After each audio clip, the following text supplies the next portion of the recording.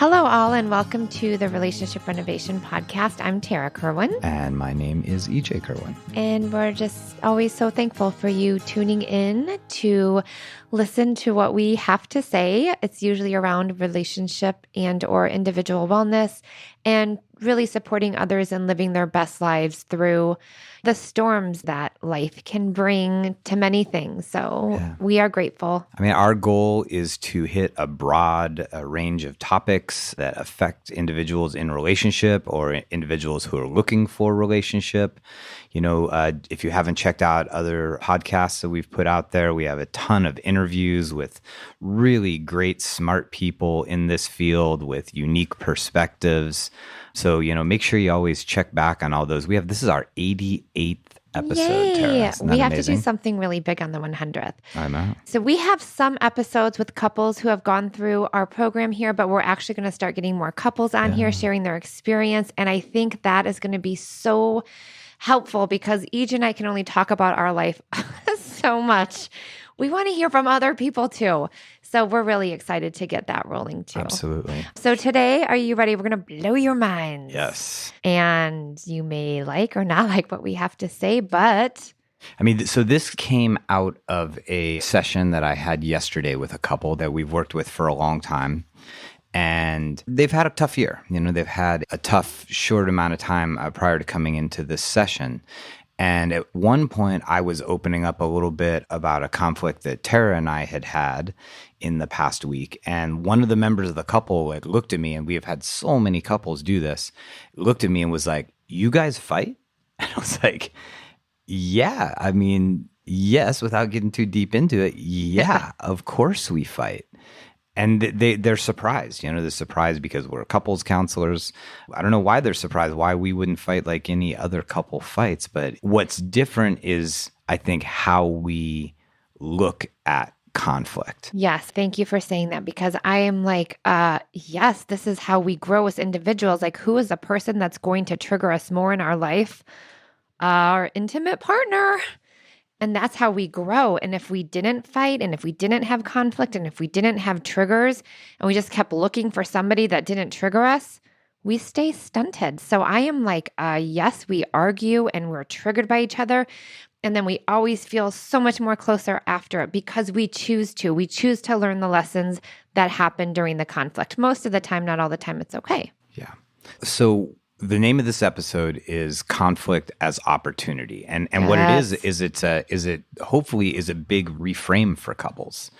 Is the idea of, instead of looking at conflict as like a validation that you're not meant to be together, or validation that we just can't solve that one thing that we've been talking about for 3 months or 3 years. Or 30 years. Instead, looking at conflict as this is a chance to do it better. You know, this is a chance to learn something for the next time this rolls around. And why do you think, Tara, why is that a hard mindset for a couple to adopt? I truly believe that, I mean, I'm sure this is proven, but humans don't like to feel uncomfortable. And we do anything and everything to avoid feelings of uncomfortable. And our partner can definitely trigger the most uncomfortable feelings in the world. And so then we want to avoid that. Hence, we want to avoid our partner. Hence, we want to be with someone who doesn't do that. Yeah. That's my absolutely. 2 cents on it. Absolutely. I mean, I think one of the big things that we try to instill in a couple early on as well is the fact that when we get together with somebody, there's something about that connection that feels like, oh my gosh, I finally found the person. We were just talking about this morning, as Tara was talking about early on in our relationship, and how her just sort of warmth and her positivity and her fun was something that I just was craving in my life. And I had that with her, and it was just so amazing. Then, you know, a couple years down the line where things got complicated in our relationship and that dissipated, then it's oh my gosh, what happened? You know, I want her to only make me feel good, and I think that Mm-hmm. that's what couples is. You've been with this person who at some point has made you feel really excellent. And then you have inevitably the struggles in relationship. You have certain dynamics that you really struggle to solve together. And you're like, oh, you're not supposed to be this person. I'm supposed to be with somebody who just makes me feel good all the time. Mm-hmm. I'm not supposed to be with somebody who makes me feel this uncomfortable. Yeah, and I'm just going to kind of share my experience too. Like last night, I was watching, the thing is TikTok and I'm still avoiding it, but I know that we have to somehow have some kind of presence on TikTok. And so I'm trying to watch more of it. And I see these like couples being like totally goofy and like funny and silly. And I'm just like, well, EJ's not that way. Like he used to be that way, but he's not that way anymore. And like, gosh, that's what I miss a lot. And it's just like, if I'm not really careful, I would get stuck in that thought and then continue to like criticize him for not being that way instead of, what I said to him. I don't know if you remember last night, but I I was do like, remember. I really want to see more of that in you. And I can't, our life has been overwhelming. We're managing it, we're navigating it, but I'm definitely ready to have some lighter times. But it doesn't just happen organically. We have to like create this intention of, gosh, I really want this part of us to be back again, even despite all of the stuff we go through and all of the space we hold for others' suffering. Like, I want that. It's not that you're bad right now, but I'm definitely craving more silliness and lightness. Yes. So, relating back to that couple who was like, you guys argue, first of all, validating to everybody, yes, we argue. Yes, it is a normal part of being in a relationship to have conflict, to have problems that are really difficult to solve together, to trigger one another. But the mindset that we think allows you to have a happy, healthy, loving, resilient relationship is that you have to look at difficult moments as opportunities to learn about yourself and each other.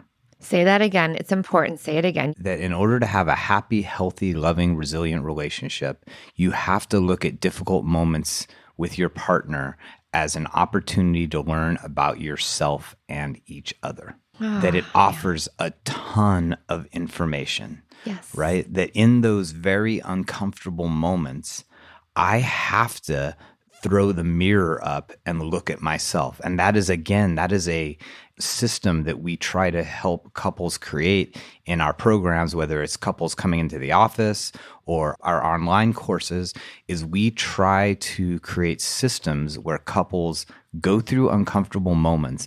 And the first thing they do is hold up a mirror and look at themselves before they do what we all naturally do, which is look at their partner, point their finger and say, like, you did this, you need to stop this. If you could stop doing this, then I would feel good and we would be okay. Instead, it's, oh my gosh, I'm feeling this. I am thinking this. Then I am doing this.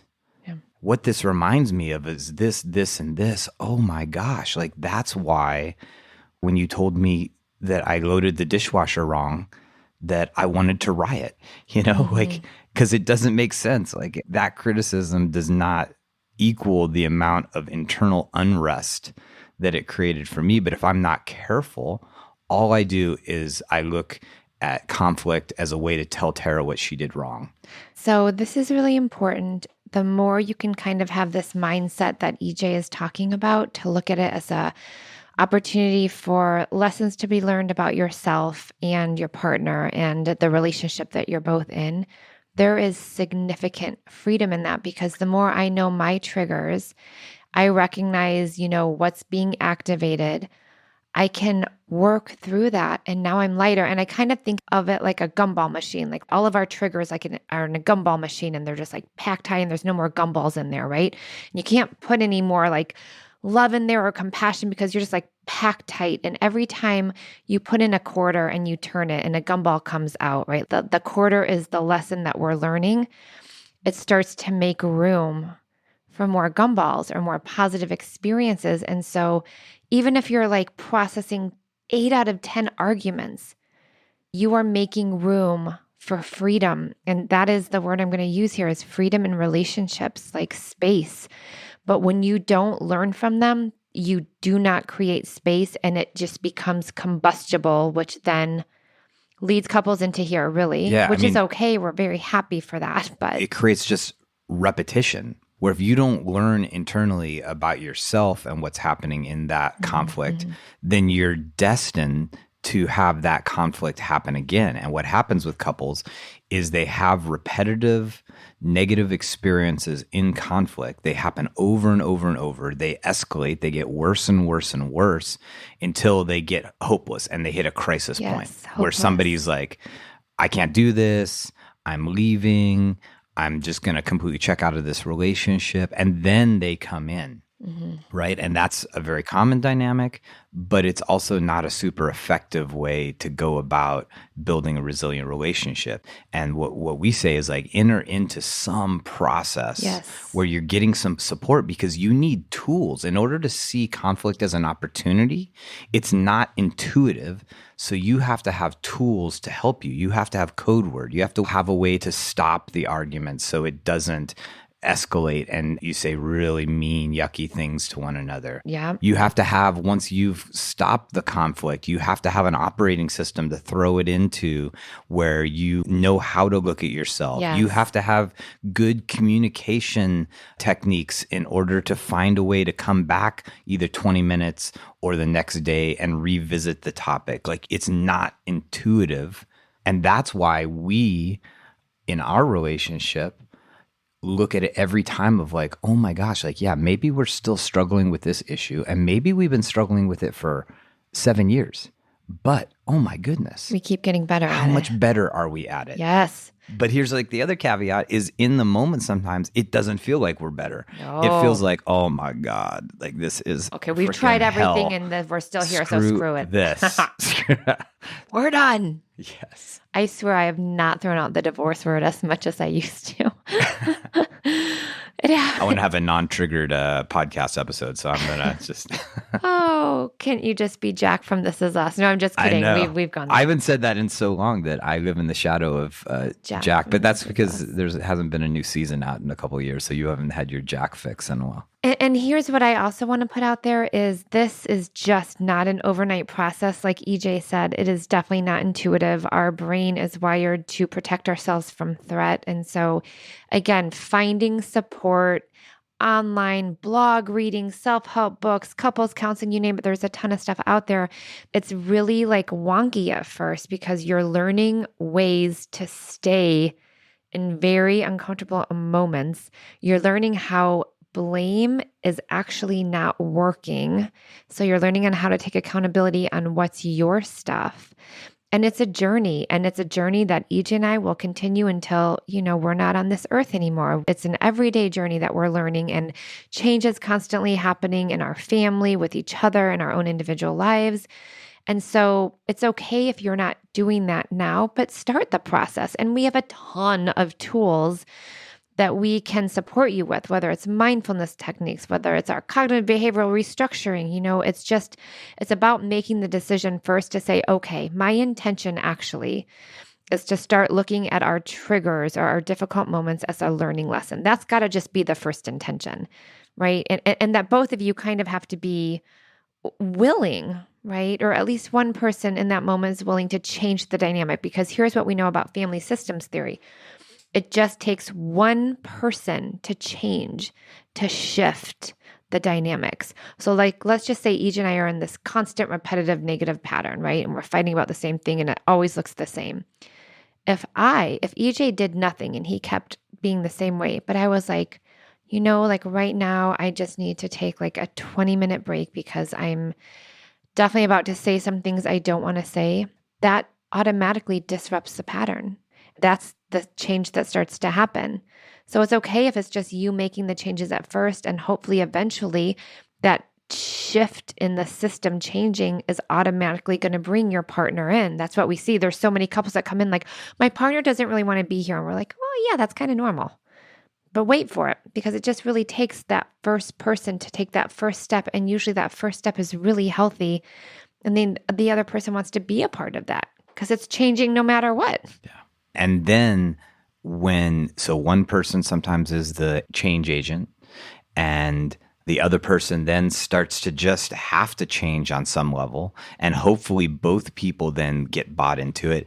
And then that's where the magic happens, right? That's where we see couples make amazing changes in their relationship, is when you buy into that credo that we talk a lot about, is that becoming your best selves together, that the inevitable conflict in your relationship becomes an opportunity for each of you to individually grow, and you become a better person, and you see your partner not as a threat and not as somebody who is just disruptive, but you see them as somebody who can highlight your areas of growth and then hopefully support you through it. The things that drive Tara crazy about me are the things that she is helping me evolve in.